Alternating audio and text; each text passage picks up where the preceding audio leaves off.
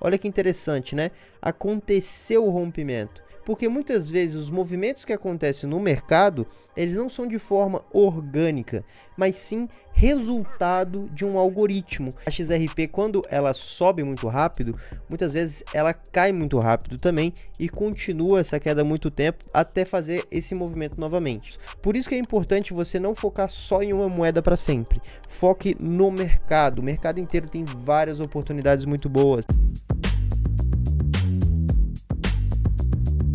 Fala galera, sejam muito bem-vindos ao canal Cripto Rico. Meu nome é Henrique Vidal e hoje a gente vai falar sobre uma coisa que quase ninguém vê no gráfico da XRP. E é algo que eu gosto de usar bastante porque já funcionou muitas das vezes, inclusive com o próprio Bitcoin, para a gente não só prever as explosões que acontecem, como também até os topos de mercado, que é muito importante e é muito difícil de ver. Então a gente vai fazer isso com o gráfico da XRP hoje para vocês entenderem um pouco como funciona essa técnica. Então já se inscreve no canal, deixa o like nesse vídeo e também comenta aqui embaixo o que você está achando desses vídeos e quais outras moedas vocês querem que eu faça isso, o que eu vou fazer, beleza? Então vamos direto pro gráfico aqui. Olha só que interessante, né? A XRP, como a gente já sabe, ela deu essa explosão aqui nos últimos dias, né?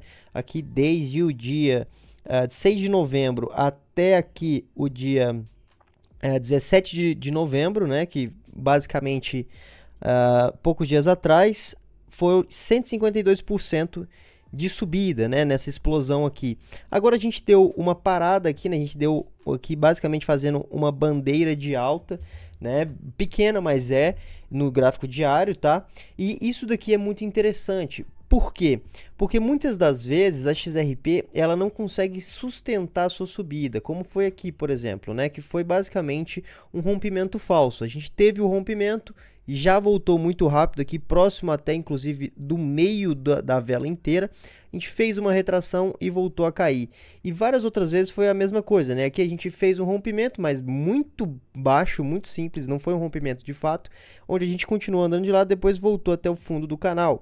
Aqui também a mesma coisa, a gente vê que quando é o rompimento final, né? Aqui, por exemplo, foi o topo de 2021, dia 14 de abril de 2021, a gente já vê logo uma queda muito forte, né? Para a gente fazer uma retração e voltar a cair. Então, assim, momentos como a gente está agora são diferentes dessas épocas, né? Porque essas épocas aqui, por exemplo, o próprio topo de 2017, a gente vê que fez o topo e já caiu muito rápido.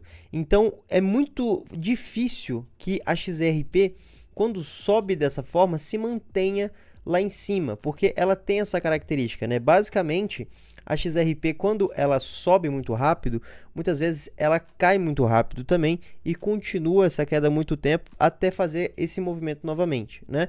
O ponto é, como a gente está num contexto geral de expansão, ou seja, o mercado cripto como um todo está crescendo, a gente vê o Bitcoin, basicamente, quando a gente olha aqui, rompendo altas históricas, inclusive nesse momento, né, chegando a 94 mil dólares, a gente vê aqui, ó, que basicamente está fazendo igual a XRP, ó, tá vendo que ela andou de lado e faz mais um rompimento. Então, isso daqui é muito bom de ver, tá? É muito interessante. E outra coisa também, quando a gente vem aqui no total, que é o market cap total das criptomoedas, a gente vê que também estamos em altas históricas e finalmente, nos últimos 2 dias, a gente está acima da alta de 2021, o que é incrível, tá? Finalmente estamos de fato em expansão no mercado. O que é uma expansão do mercado? A expansão é quando estamos em descoberta de preço, em descoberta de valor de mercado, em um movimento ascendente parabólico, o que é ótimo, porque não vimos nunca na história 3,05 trilhões de dólares de valor de mercado das criptomoedas.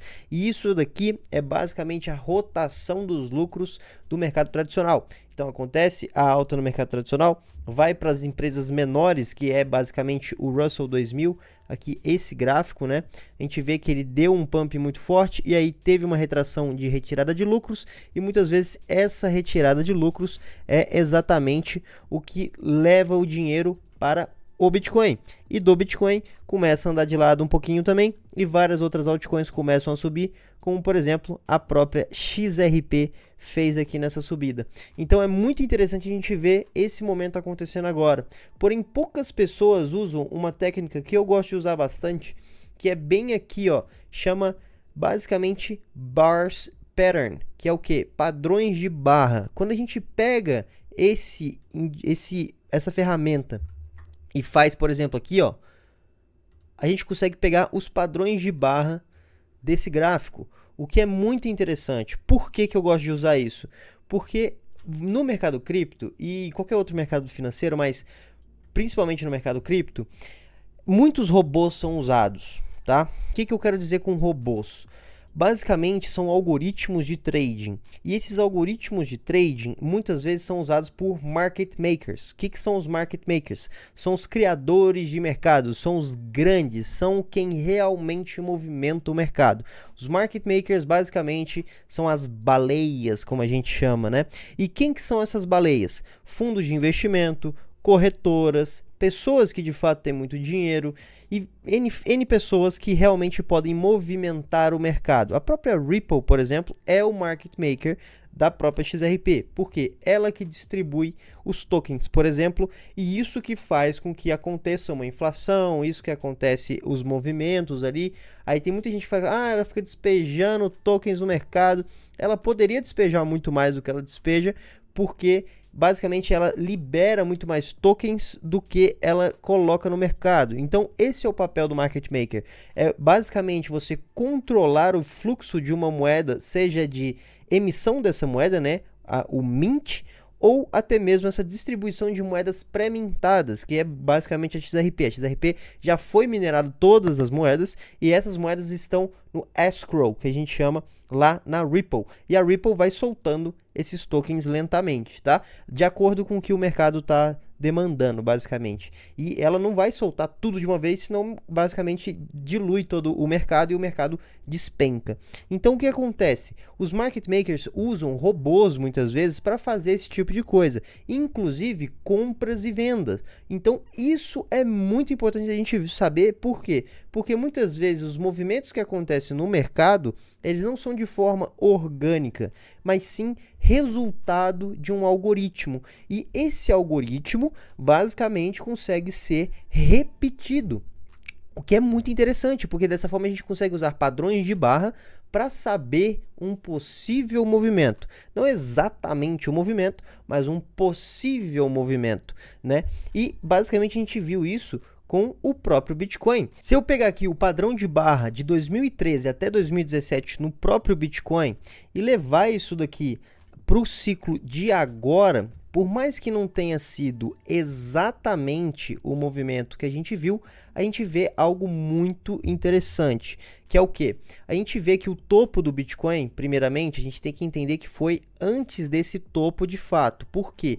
Porque aqui foi o topo do RSI, do MFI, o topo da euforia, inclusive com o lançamento da Coinbase de IPO lá na Bolsa Americana, vários fatores. Isso daqui, na verdade, foi causado por short squeeze, que fez com que rompesse aqui esse topo no Bitcoin. Então, levando em consideração o primeiro topo, a gente vê uma repetição do ciclo, que é o que? O topo, né? Aí vem, faz um outro topo, que é basicamente no mesmo tempo aqui desse segundo topo. Aí a gente tem uma grande queda, acha o fundo muito próximo desse fundo, tem uma correção ABC, aí aqui a gente faz a capitulação, e aqui a gente faz a capitulação, chegando basicamente muito próximo o tempo que foi causado, né? Até que a gente acha o fundo no gráfico, né? Achamos o fundo do gráfico e aí vai andando até que acontece o rompimento do canal. E onde foi o rompimento do canal? Basicamente no mesmo dia.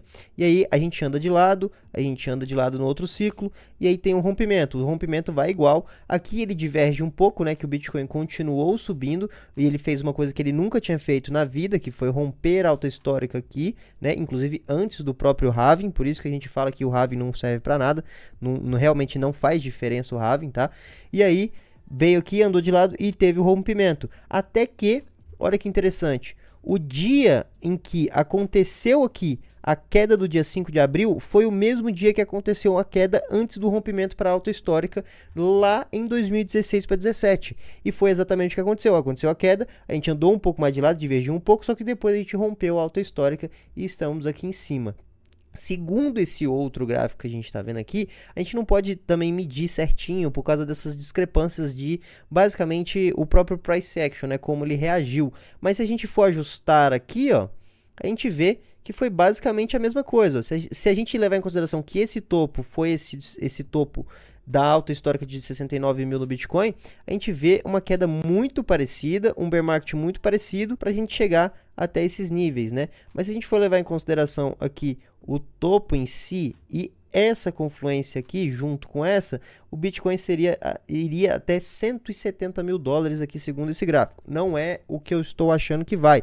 Só que eu quis trazer isso aqui à tona porque foi um exemplo prático que eu usei, inclusive, dentro do treinamento Cripto Rico para falar, ó, provavelmente esse fundo foi, de fato, o fundo desse movimento. E daqui a gente pode sim romper altas históricas no Bitcoin e levar as altcoins junto.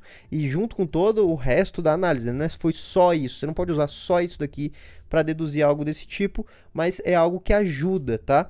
E aí, juntando tudo, lá dentro do treinamento Cripto Rico, a gente fez a última acumulação para a gente estar bem preparado para essas subidas que está acontecendo agora. E aí vem o gráfico da XRP, né?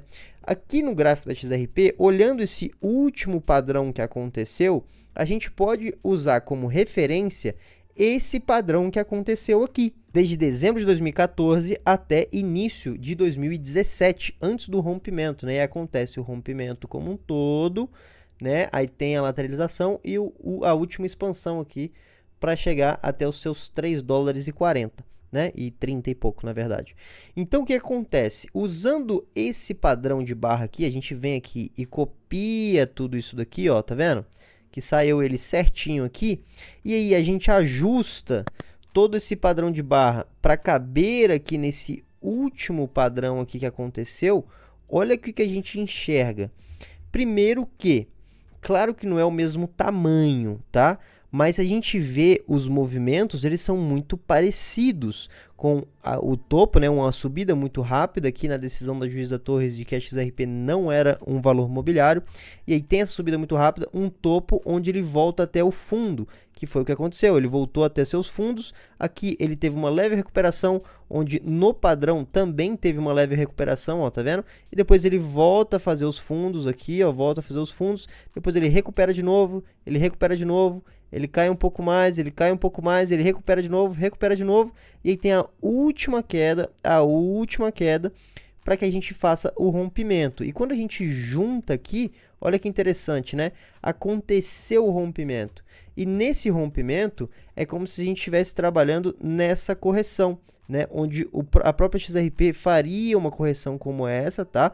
Não necessariamente exatamente como isso, ele pode romper antes, ele pode cair um pouco mais. Não é isso que a gente vai buscar, tipo, algo muito absolutamente perfeito. Só que, se a gente for levar em consideração isso aqui, será que a gente consegue achar alguma confluência? Eu acredito que sim, porque inclusive aqui é onde a gente para, ó. A gente para não só acima da alta que fez em 2021, como nos níveis do Third Range Boundary, de uma retração de Fibonacci. E nesses níveis é muito comum que a gente faça um movimento como esse, para aí sim a gente romper e buscar as altas históricas. Então, levando em consideração isso daqui, até onde o XRP iria e como seria esse price action, né? Se for acontecer exatamente como aconteceu aqui, basicamente a gente já estaria no rompimento, teria que essa correção até final de novembro, início de dezembro, para a gente finalmente romper a alta de 2021, inclusive, vir uma euforia muito forte, inclusive, e daqui a gente começar a corrigir mais forte e mais lento. Essa correção, segundo esse padrão, não é algo que vai acontecer exatamente, mas pode acontecer caso venha a ocorrer junto com esse algoritmo que pode ter feito essa subida lá de 2017, seria basicamente aqui 128 dias de andação de lado, né, de lateralização. E nesses 128 dias as pessoas iam perder totalmente a euforia da XRP até que ela fizesse o último impulso. E esse último impulso levaria ela aqui até seus 8 dólares, 7,90 por ali, tá? Então aqui é onde a gente jogaria com a rotação de lucros, que é o que?